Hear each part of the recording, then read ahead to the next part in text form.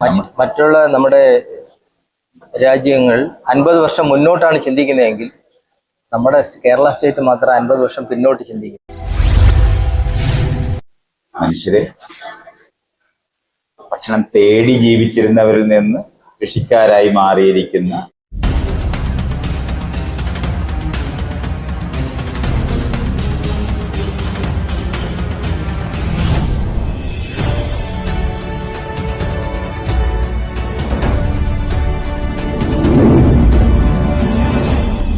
എൻ്റെ പേര് നൗഷാദ് എന്നാണ്. ഞാൻ തിരുവനന്തപുരത്ത് നിന്നാണ് വരുന്നത്. ഞാൻ സാറെന്ന് വിളിക്കരുതെന്ന് പറഞ്ഞെങ്കിൽ ഞാൻ പറയാം, മൈത്രി സാറിനെ ഞാൻ ആദ്യമായി പരിചയപ്പെടുന്നത് ഒരു 40 വർഷം മുമ്പാണ്. തിരുവനന്തപുരത്ത് സെക്സ് വർക്കേഴ്സ് യൂണിയൻ എന്ന് പറഞ്ഞിട്ടൊരു സംഘടനയ്ക്ക് രൂപം കൊടുക്കുകയും ആ കോൺവെന്റിന്റെ അടുത്ത് ആ ഒരു ഓഫീസ് എടുത്ത് പ്രവർത്തിക്കുന്ന സമയത്താണ് ഞാൻ പുള്ളി അവിടെ വെച്ച് ആദ്യം പരിചയപ്പെടുന്നത്. ഞാൻ 1-2 മീറ്റിങ്ങുകളിലൊക്കെ പങ്കെടുക്കുകയുണ്ടായി. അത് കഴിഞ്ഞിട്ട് വളരെ കാലം അവിടെ നിന്നില്ല. ആ ഓഫീസെല്ലാം വിട്ട് സാർ പോവുകയും ചെയ്തു. അതിനുശേഷം പിന്നെ ഇപ്പൊ ഞാൻ ആദ്യമായിട്ടാണ് വീണ്ടും കാണുന്നത്. അപ്പോ സാറ് തന്നെ ഇവിടെ പറഞ്ഞു, പണ്ട് കാലത്ത് ഈ ആൾക്കാര് ഒരുമിച്ച് ജീവിച്ചിരുന്ന കാലഘട്ടത്തിൽ നിന്ന് കൃഷിക്ക് പ്രാധാന്യം കൊടുത്തുകൊണ്ടാണ് ഒരു അതിര് വരുമ്പോ വെച്ചതെന്ന് പറഞ്ഞു. ആ കൃഷിയെ ഇന്ന് നശിപ്പിച്ചിട്ട് കൃത്രിമമായ ആഹാരമാണ് കൊടുക്കുന്നത്. അതിപ്പോ തന്നെ മിത്രകുലം തന്നെ നമ്മുടെ പുതിയൊരു യൂണിറ്റ് തുടങ്ങുന്ന ഒരു സാഹചര്യത്തിലേക്ക് കൊണ്ടുവച്ചിരിക്കുകയാണ്.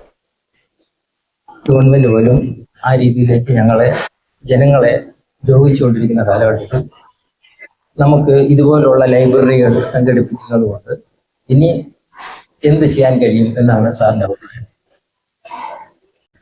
നമ്മൾ ഈ കൃഷിയെ പറ്റി പറയുമ്പോൾ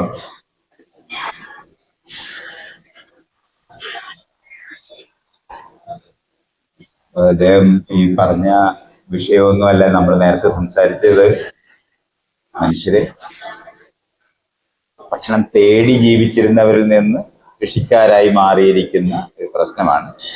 അപ്പൊ അദ്ദേഹം പറയുന്ന കാര്യം എന്ന് പറയുന്നത്, നമ്മുടെ ആധുനിക കൃഷി സമ്പ്രദായത്തിന്റെ ഭാഗമായിട്ട് കീടനാശിനികളൊക്കെ ഉപയോഗിച്ചിട്ട് ഭക്ഷണം ഉണ്ടാകുന്ന സമയത്ത് ധാരാളം ജീവിവർഗങ്ങള് ഇല്ലാതായി പോകുന്ന ഒരു പ്രശ്നം ഉണ്ടായിട്ടുണ്ട്.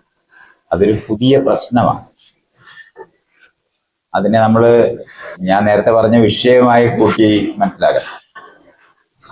നമുക്ക് ആവശ്യമുള്ള ജീവികളും ആവശ്യമില്ലാത്ത ജീവികളും മനുഷ്യന്റെ ജീവിതം വെച്ചിട്ടാണ് നമ്മളത് പറയുന്നത്.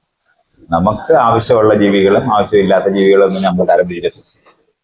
ആ തരംതിരിച്ചതിനകത്ത് നമ്മളിപ്പോ കൃഷി ചെയ്ത് ജീവിക്കുന്ന സമയത്ത് അവരെ മാത്രമായിട്ട് ഒഴിവാക്കാൻ കഴിയാതെ വരുന്ന കാരണം കൊണ്ട് കൊച്ചു ജീവികളെ നശിപ്പിക്കാൻ വേണ്ടി ഉണ്ടാക്കിയിട്ടുള്ള ഈ കീടനാശിനികൾ എല്ലാ ജീവികളെയും നമുക്ക് ആവശ്യമുള്ളവരെയും കൂടി ഇല്ലാതാക്കി കളയുന്ന ഒരു പ്രശ്നം ഉണ്ടായി.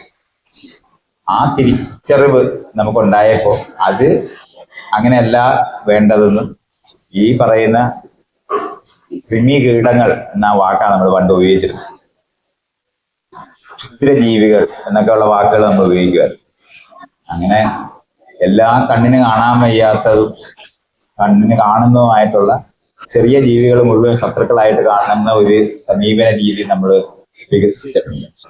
ആ വികസിപ്പിച്ചതിന് വിരുദ്ധമായിട്ട് ഈ ജീവികളുടെ ഇടയിലൂടെ തന്നെ അത് നമ്മൾ ഫുഡ് ചെയിൻ എന്നതിന് പറയുന്നത്.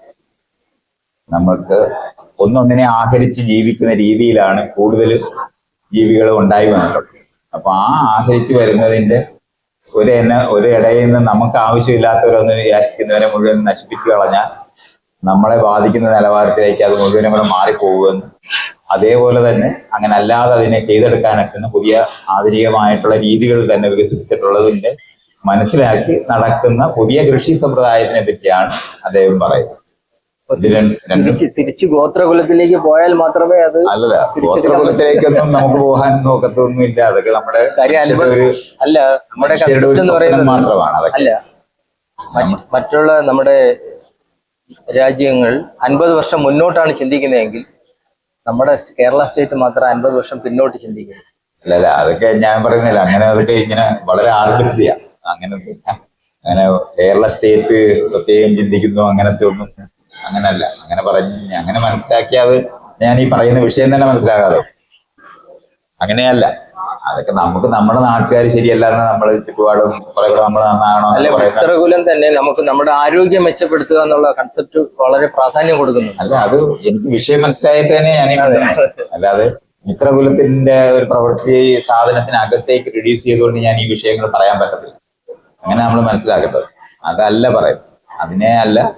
അപ്പൊ ഈ ഒന്നൊന്നിനെ ആഹരിച്ച് ജീവിക്കുക എന്ന് പറയുന്നതിനകത്ത് തന്നെ നമ്മൾ ആവശ്യമുള്ളതിനെ ആവശ്യമില്ലാത്തതിനെ നമ്മൾക്ക് തരംതിരിക്കാൻ കഴിയാതിരിക്കുന്നതുകൊണ്ട് ചെറിയ ജീവികളെ മുഴുവനും കൂടെ ഒന്നിച്ച് നശിപ്പിക്കുന്ന നിലവാരത്തിലുള്ള രാസനാശിനികളാണ് നമ്മൾ കണ്ടുപിടിച്ചത്.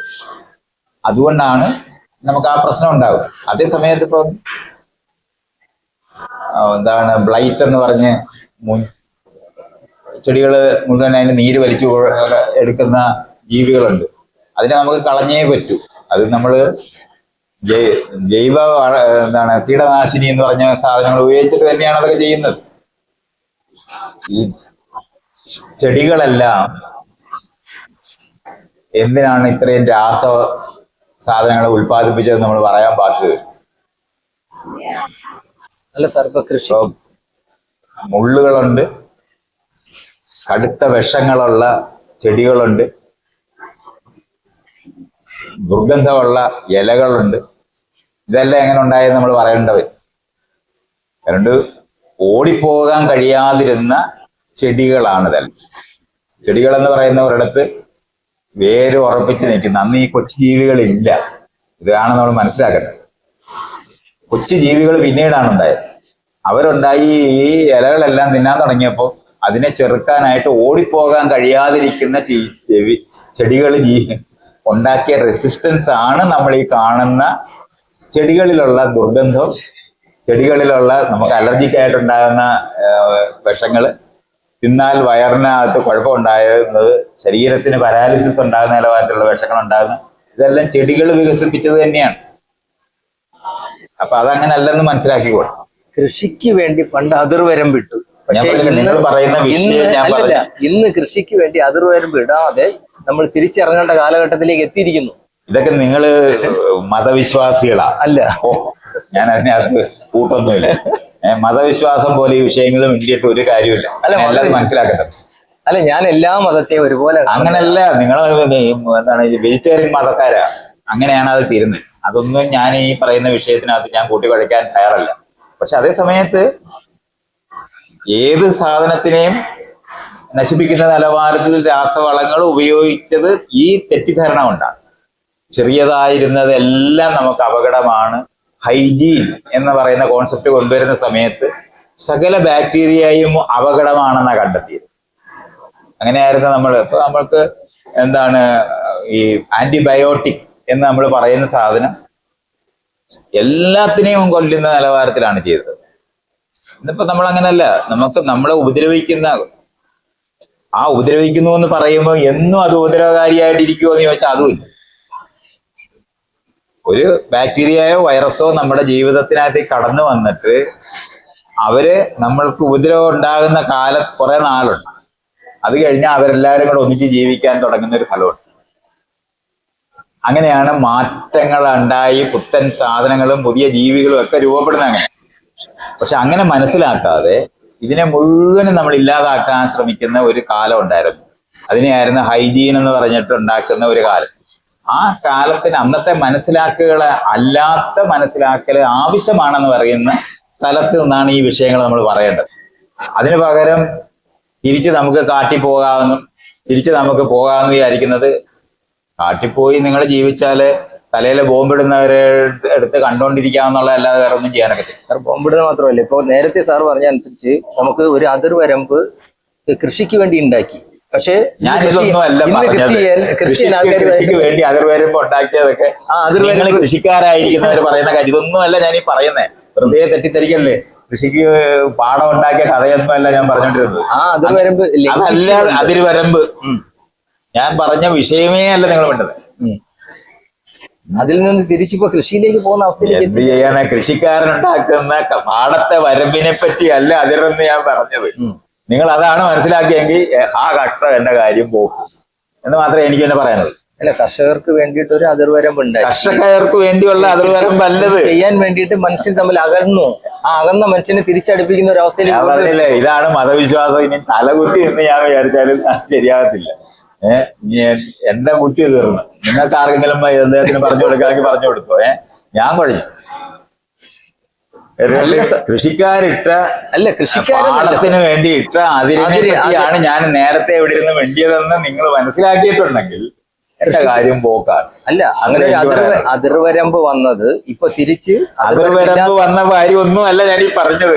ഇത് ചെയ്യാനൊക്കെ നിങ്ങൾ അങ്ങനെയാണ് മനസ്സിലാക്കിയ. മനുഷ്യനെ തമ്മിൽ അകറ്റുന്നതിന് ഉള്ള ഒരു സംഭവം വന്നതാണ്. മനുഷ്യനെ തമ്മിൽ അകറ്റുന്നതല്ല, മനുഷ്യരുടെ കാര്യമായി പറയുകയല്ല, ജീവന്റെ കാര്യം. ആ ജീവനും നമ്മളും തമ്മിലുള്ള ബന്ധത്തിനെ പറ്റിയൊക്കെ ഞാൻ ഈ പറയുന്നത്. നിങ്ങൾ ഈ എങ്ങനെയാണ് ഇങ്ങനെയൊക്കെയാണ് ഇതൊക്കെ മനസ്സിലാക്കുന്നതെന്നുണ്ടെങ്കിൽ എന്റെ ഞാനത് വേറെ കതിരിൽ വളം വെക്കാൻ പോകരുത്. എന്റെ കുഴപ്പമാണ്. കതിരിൽ വളം വെക്കാൻ പോയാൽ നടക്കത്തില്ല എന്നുള്ള കാര്യം നമ്മൾ അറിയേണ്ടത്. കുട്ടിക്കാലത്തെ വിഷയ വിവരമൊക്കെ നമ്മൾ പഠിപ്പിച്ചാലേ സത്യത്തിൽ നമ്മൾ അറിവുള്ളൂ. അല്ലയോ നമ്മളിതിന് എന്തെല്ലാം വെച്ചാലും ശരി, എന്താണ് പറയുന്നത്, നായയുടെ വാല് 10,000 വർഷം കുഴലി വെച്ചാലും അത് വളഞ്ഞേ ഇരിക്കും എന്ന് പറയുന്ന പോലെ ഇത് മനസ്സിലാക്കപ്പെടും. അങ്ങനെയല്ല പറഞ്ഞത്. കൃഷിക്കാരുമായിട്ട് ബന്ധപ്പെട്ട ഒരു പ്രശ്നം ഞാൻ ഇവിടെ മിണ്ടിയിട്ടില്ല. കൃഷിക്ക് വേണ്ടിയിട്ട് ഒരു അതിർവരമ്പ്, കൃഷിക്ക് വേണ്ടി അതിർവരമ്പ് ഉണ്ടാക്കുന്നതിനെ പറ്റി അല്ല പറഞ്ഞത്. പിന്നെ സാർ എന്താ പറഞ്ഞത്? ഇത് തന്നെയാണ് ഞാനീ പറഞ്ഞത്. നിങ്ങൾ അതാണ് കേട്ടത്. ഞാനിതൊന്നും അല്ല പറഞ്ഞേ. മനുഷ്യനെ തിരിച്ചറിയുന്ന കൂട്ടായ്മയിൽ നിന്ന് വേർപെടുത്തി ഇതൊന്നും ഞാൻ പറഞ്ഞിട്ടില്ല. ഇല്ല, ഇതൊന്നും ഞാൻ പറഞ്ഞിട്ടില്ല. ഇതാണ് ഞാൻ പറഞ്ഞ വിഷയം മനസ്സിലായിട്ടേ ഇല്ല. നിങ്ങൾ ഈ എന്താണ് ജൈവ കൃഷിക്കാരനായിരിക്കുന്ന ഒരാള് കേട്ടതാ ഞാൻ പറഞ്ഞത്. അങ്ങനെ ആ സമയത്ത് കേട്ട കാര്യങ്ങളും നിങ്ങൾ മനസ്സിലാക്കിയ കാര്യം ഇപ്പൊ പറയുന്നുണ്ട്. ഞാൻ ഇതുമായിട്ടൊരു ബന്ധമില്ല. അല്ല, മനുഷ്യനെ വേർപിടിക്കാനുള്ള ഒരു കാരണം ഉണ്ടായത് മനുഷ്യരെ വേർപെടുത്തുന്ന ഒന്നും ഞാൻ മിണ്ടിയിട്ടില്ല എന്ന്. ജീവബോധം എന്ന് പറയുന്നത് ആന്തരികമായി നമുക്കുണ്ടാകുന്ന അതിരുബോധം എന്നാണ്. അല്ലാതെ വരമ്പല്ല അത്. അല്ല, വരമ്പല്ല. ഈ അതിര് മനുഷ്യനുണ്ടാകുന്ന മനുഷ്യർക്കല്ലാതെ ജീവനാണെന്ന്. ജീവനുള്ള അതിര് നഷ്ടപ്പെട്ടത് തിരിച്ചു കൊണ്ടുവരുന്ന ഒരു കൺസെപ്റ്റിലേക്ക് നമ്മൾ എത്തിയിരിക്കുന്നു. എന്ത് ചെയ്യാനൊക്കെ ഞാൻ ഈ ജൈവ കൃഷിക്കാരനോട് എന്റെ എല്ലൊടിയൊന്നായിരിക്കും. ഇതൊക്കെ എന്താണ് ഈ സ്ട്രീം റോളർ എന്ന് പറയും. അതിട്ട് നന്നായിട്ടൊന്ന് പരത്തി പഴയതുപോലെ ഒന്ന് ആക്കി അത് കഴിഞ്ഞ് രണ്ടാമത് ഉണ്ടാക്കിയാലേ പറ്റും. നിങ്ങൾ ഈ സാധനമൊക്കെ വിൽക്കാൻ ഇതൊക്കെ പറഞ്ഞോ, എനിക്കെതിരൊന്നുമില്ല. അല്ല സാർ, അല്ലാതെ ഇത് ലോകത്തിനെ പറ്റി മനസ്സിലാക്കാനാണ് ഇതൊക്കെ പറയുന്നതാണെങ്കിൽ ലോകത്തിനെ പറ്റി മനസ്സിലാക്കി. ഇപ്പൊ എന്തുകൊണ്ടാണ് നമ്മളിപ്പോ ഈ ലൈബ്രറിയെ കുറിച്ച് ചിന്തിക്കുന്നത്, ഹ്യൂമൻ ലൈബ്രറിയെ കുറിച്ച് ചിന്തിക്കുന്നതിന്റെ കാര്യം? ഞാൻ പറഞ്ഞാൽ അതൊന്നും എന്നോട് പറയണ്ട. അത് ആ ജോസിനോട് പറഞ്ഞാൽ എന്നോട് പറയണ്ട. ഞാൻ ഇതൊന്നുമായിട്ട് ബന്ധപ്പെട്ടല്ല മിണ്ടുന്നത്. ഞാൻ ഈ പറയുന്ന സാധനം മനസ്സിലാക്കുക എന്ന് പറയുന്നത്, അതിര് എന്ന് പറയുന്നത് നിങ്ങളും ഞാനും തമ്മിലുള്ള അതിരുബോധമുണ്ട്. ആ അതിര് പുറത്ത് ഭൂമിയിലോ ലോകത്തോ നമ്മൾക്ക് നമ്മുടെ ഇതിനകത്ത് കോൺക്രീറ്റ് ആയിട്ട് മൂർത്ത രൂപത്തിൽ ഉണ്ടാക്കുന്നതിനെ പറ്റിയാണ് പറയുന്നത്. അല്ല ജൈവ കൃഷിക്കാരുമായിട്ട് ബന്ധപ്പെട്ടോ കൃഷിക്കാരുമായി ബന്ധപ്പെട്ടോ ഒന്നും അല്ല ഈ വേണ്ടുന്നേ. അതിനകത്തേക്ക് അതിനെ കൊണ്ടുവന്നു കഴിഞ്ഞാൽ പിന്നെ നിങ്ങൾക്ക് ഞാൻ ഈ പറയുന്നത് മനസ്സിലാകത്തില്ല. ജീവൻ എന്ന് പറയുന്നതിന് അതിരുണ്ട്, അതിനൊരു അതിരുബോധമുണ്ട് എന്നാ ഈ പറയുന്നത്. അത് കൃഷി സംബന്ധമായി വന്നപ്പോൾ മറ്റുള്ള ജീവികളിൽ നിന്ന് നമ്മളുടേതാണ് എന്ന് നമ്മൾ വിചാരിക്കുന്നത്. ചെടികളൊന്നും നമ്മുടേതല്ല. ചെടികൾ വേറെ ജീവനാണ്. അത് നമ്മൾ അറിയണം. വേറെ ജീവനാണ്. അതൊക്കെ നമ്മുടേതാണ് എന്ന് നമുക്ക് തോന്നിയ ഒരു അതിരുബോധം ഉണ്ടായി എന്നാണ് ഞാൻ ഈ പറഞ്ഞത്. അല്ലാതെ കൃഷിക്കാരെ നാട്ടിൽ നിന്ന് കയറ്റുന്ന കഥയൊന്നുമില്ല. ആ അതിരുബോധം തന്നെയാണ് ഞാൻ ഉദ്ദേശിച്ചത്. ഈ അതിരുബോധം ഉണ്ടായി എങ്കിലും അതിപ്പോ തിരിച്ച് ആരാണ്?